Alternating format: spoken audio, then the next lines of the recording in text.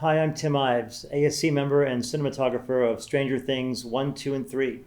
I'm here today at the historic ASC Clubhouse to talk about making the show and what it means to be a cinematographer.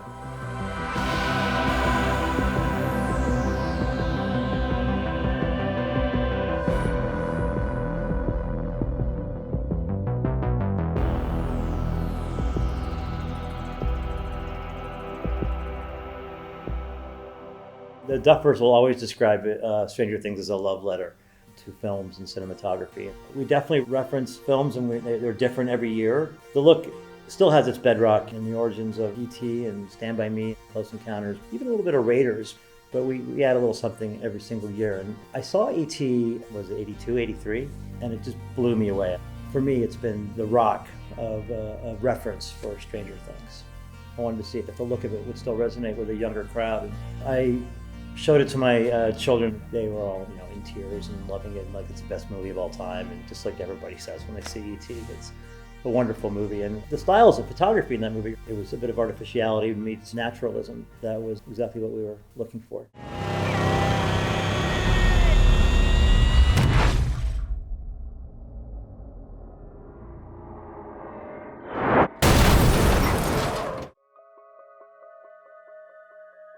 This year, we referenced Fast Times at Ridgemont High for some of the mall stuff. Personally, I referenced T2 for some of the action scenes. There's a little more horror in it this year, which probably is the George Romero influence.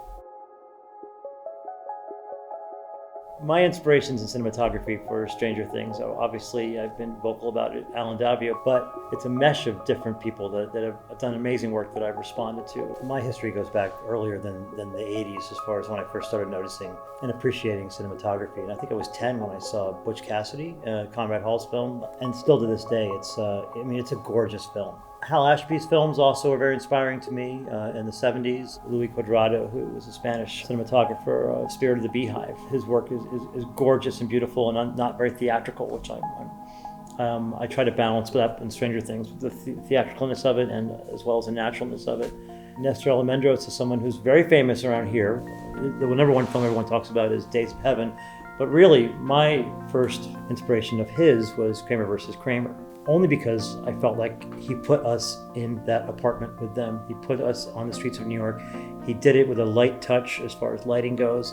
He made it feel real, and I definitely try to balance that in the buyers' homes and all the houses in our sets on Stranger Things with the sort of supernatural effect that Alan Davio was so good at. Not later, now!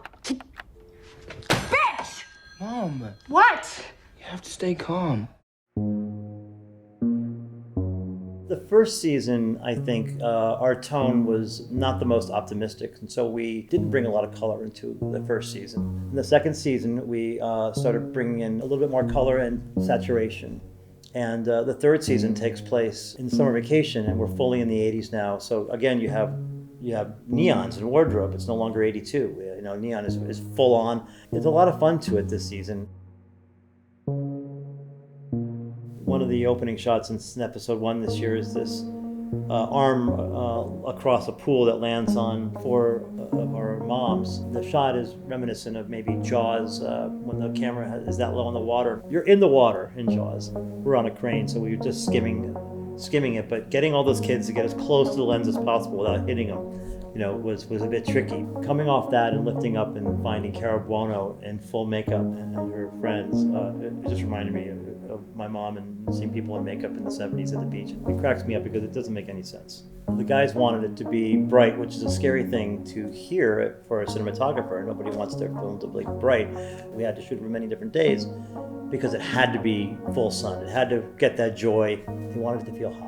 If it was overcast, it wouldn't have cut. It wouldn't have worked. So it took a little while. And shooting in the summer in Atlanta, there's thunderstorms every day. So that scene is something that normally I would not have ever shot a daytime exterior at 2 o'clock in the afternoon in the summer and been okay with it, just because of the shadows. But it was fun. It was liberating to do that and to just go for it. The only homage I can think of personally that I may have has a little something to do with is I came in on season 3 with the storyline reflecting a little bit of The Wizard of Oz. I came in wanting to use that as an inspiration, and the way they photographed Judy Garland in close-ups especially, as it relates to Millie Bobby Brown. So there's one scene where she enters a storm, not unlike the storm that Dorothy enters. And the way that Dorothy, Judy Garland, held herself while she was looking around, I've always just thought she was an incredible actor, and just her physicality in that was amazing. And I showed it to Millie, and she kind of works a little bit like Dorothy. She holds her body and moves around looking at the storm a little bit like Dorothy in that moment, and she did it beautifully, amazingly. One of the interesting things we've done on Stranger Things in prep is to really just lock ourselves in a room, the three of us, and read the scripts together and sometimes act out the parts. And they'll tell me their references, and then maybe that'll inspire me to think of something else. And we work it out right there. We get a visual language between the three of us that we bring to production when we start shooting. The visual language is still based in season one, but we started moving the camera a little bit more too. Season one was more an homage to classic films, and we didn't want to use a lot of technology that was available back then. I really wanted it to feel like the show was made in the 80s. It was really important to me. Then we started getting to season two and season three, and by the end of season one, we realized that we worked best when we had a 50-foot techno crane, and it allowed us the freedom with a large cast to change the shot without having to relay track. And I would say our use of the techno crane came down almost like 2-3 times a week. We would have it on set, and not just the techno, but the tour space, so we could drive it around quickly and get to the shot as fast as possible. Jess Royal is our set decorator. She and I work closely with practical. She's a huge fan of it, as am I. It just feels more real. And with today's digital cameras and the ASAs that are available to us, you can really do a lot with lighting with practicals. But Jess, I often say in a scene where we have practicals and she's put them in a way that really helps me out, I always say it's lighting by Jess. We had a lot of things that had to be wired into a dimmer board to flicker. Including all the Christmas lights and the lamps too. They've learned to have them all on a dimmer so that they can do that. Even if I say we're not going to flicker them, you never know. As we get deeper into the show, we all of a sudden have to go back to the Bible of Stranger Things, and we realize that the fans at this point know more about the fabric of the Bible of the story, the religion of the story than we do. So we have to honor that and make sure, oh, will this flicker here? I don't think it would flicker here. It means the Demogorgon's close, and I don't think he's that close enough yet. And maybe we shouldn't flicker it. And it's like, okay, well, it only flickers when the Demogorgon comes, but now we have these other things, and it's fun to think about because you really don't want to let the fans down. The Starcourt Mall, that's incredible. Chris Trujillo and his team, they made it so that anywhere you look, 360, you were in 1985.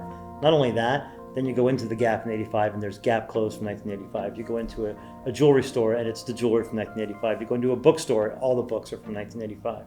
Wiring it, getting it to possibly flicker for the finale, that was about a 1.5-month long lighting project in there that we set up before we even started shooting. And then I had a crew in there and they pretty much knew what we wanted and did it all. John Regalis is the rigging gaffer. He did an incredible job on it.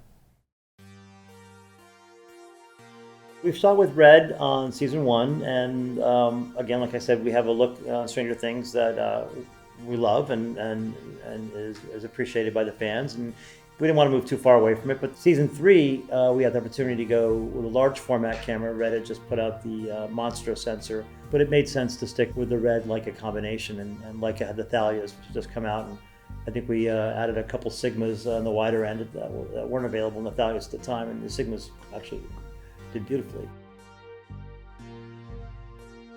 This season has, I think it's 8K to 7K extraction. I'd like to think that there's a little more bokeh in the show, even on wider shots that make it a little more cinematic with a new camera and different lenses. We had to sort of go back to recreate the LUT that we started with.